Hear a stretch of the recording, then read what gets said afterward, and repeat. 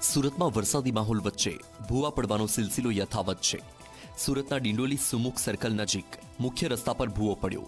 ભ્રષ્ટાચારના ભૂવાના લીધે વાહન ચાલકોને ભારે હાલાકી ભોગવવી પડે છે। 2 દિવસથી ભૂવો પડ્યો છતાં તંત્રએ કોઈ કાર્યવાહી નથી કરી।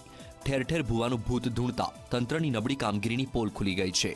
વરસાદ આવતા જ તંત્રનું ભ્રષ્ટાચાર ખુલીને બહાર આવે છે। ભય તો હોય જ ને ભાઈ, આખા ખાડામાં પાણી પડ્યું હોય ને આવી રીતમાં હોય તો ગાડી અંદર ઘૂસી જ જાય। કામગીરી કરવી જોઈએ મહાનગર કરવી જ છે।